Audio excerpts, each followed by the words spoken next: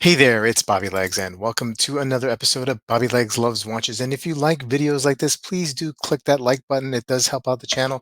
And if this is the first time visiting my channel, please do consider subscribing. I love making videos about watches, watch reviews, etc. And I hope you'll enjoy them. Anyway, hitting the news today on monochromewatches.com, we have some releases from some smaller brands in Germany and Austria that I get excited about, and I hope you do too. And this is a new Philippe Pikullik Phase 1 meteorite, I guess it's moon phase, own a piece of celestial object and observe the movement of another celestial body with a new version of the timepiece by the independent watchmaker. Now, Philippe Pikullik is a young man from Berlin or Berlin born, and he's in Germany, and he has been making some pieces. He's been watchmaking for a few years, and really, it's been fun following his trajectory because from when he started, which was still a great quality product that he was putting out. I mean, he's just getting better and better, and it's going to be one of these guys where you're going to wish that you had gone in on the ground floor with some of his pieces because I feel like some of these are going to be getting more expensive. Anyway, so he's got this moon phase, a handcrafted three-dimensional spherical moon on the dial. I will get some pictures there. He's described as the first steps towards completely self-developed and handmade movement. This is exciting news. He's unveiled a limited edition of the moon phase with a meteorite dial that combines celestial complication with the allure of the extraterrestrial dial. Let's take a look at this. I mean, beautiful, just beautiful timepieces. He had been when he started off, he had been modifying ETA 6498s, as a lot of watchmakers do, and really engraving the heck out of these things and just making beautiful pieces. I mean, look at that movement side. I mean, just absolutely gorgeous movement there. Let's take a look at some pricing here. Now, these do, I mean, I remember a few years ago trying to get in the queue for one of his watches, and it was a couple of years, and I was like, okay, I don't know if I can wait that long, but I mean, that's just telling you how popular this guy has become. Um, this one is a modified 6497 manual wound movement.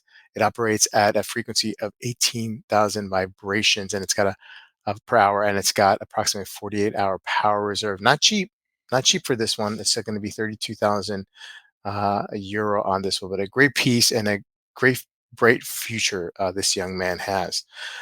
Moving on to the next piece, and this is also a German watch. I'm just waiting for my screen to come up. Handsome Moritz Grossmann 37 millimeter Arabic vintage, a captivating stainless steel model with a unisex format and a superb dial. Now this is high-end German watchmaking as it's labeled here.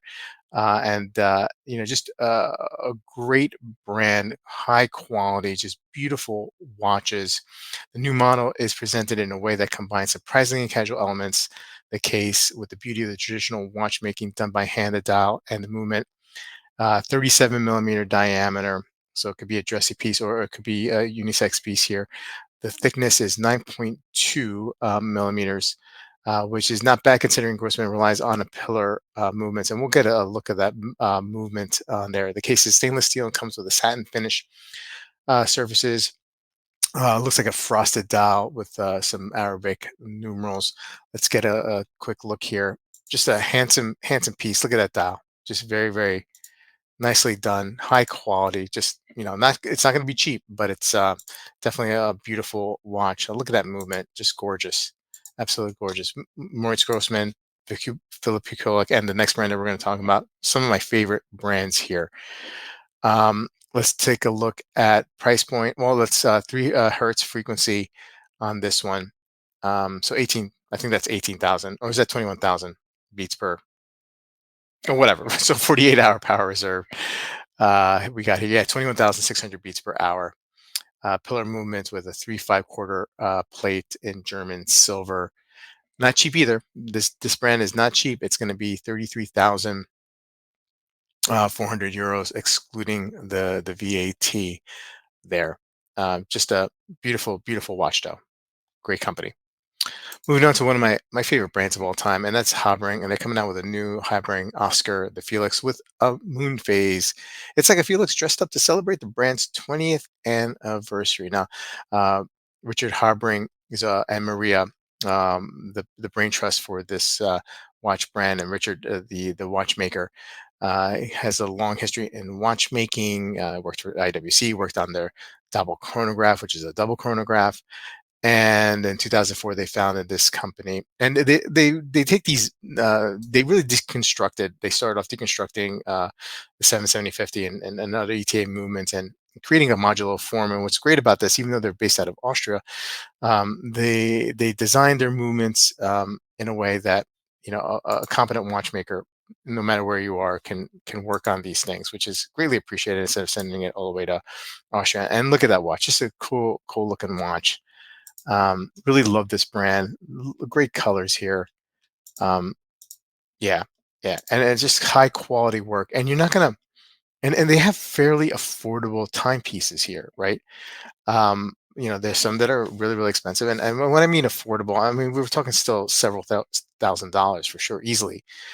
But when you get this kind of like handcraft watchmaking, you can see the prices go north very quickly on these.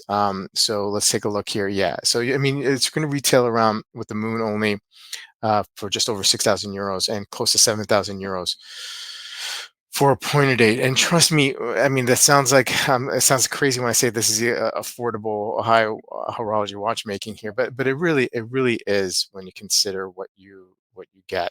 You got three available versions here: 38 millimeter case diameter, 9 millimeter case thickness. Um, and with the crystals 10.3 and 46 select deluxe. So it's going to fit a lot of watches. They design watches that will fit a lot of wrists, but just beautiful timepieces. And they also came out with this one, the Habring Joseph Regulator with deadbeat seconds. I feel like I've seen this design from them over the design. Maybe it wasn't on a regulator, but I feel like I've seen this before. But this is in celebration of their 20th anniversary as well. And it's also yeah, the launch is a case that we've previously seen in their collection. Yeah, so we have seen this before, but I think this is their first attempt at a regulator with this case.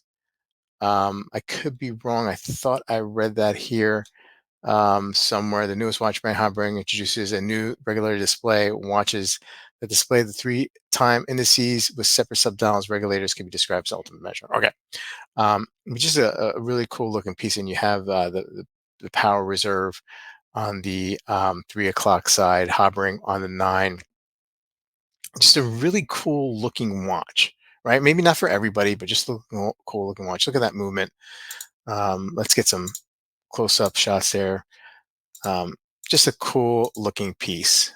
And let's take a look at some dimensions. You're looking at 7,500, close to 7,500 euro. Really, again, for this price point, you're getting a whole lot of watch. I feel, in my opinion. 38.5 millimeter case diameter, 8.4 millimeter case thickness, 10.3 with the crystal. They like to give these two numbers here. Usually, you just give one with the thickness that includes the crystal. 47 millimeter lug to lug, so it's going to fit a lot of wrists, right? And this is the caliber A11 GSP manufacturing movement by Habring, hand wound, 21 joules, 28,800 beats per hour, 48-hour power reserve. Again, just great German and Austrian handmade watches in this episode. Anyway, guys, let me know what you think. Please put a comment below, and I will see you guys in the next episode. Take care.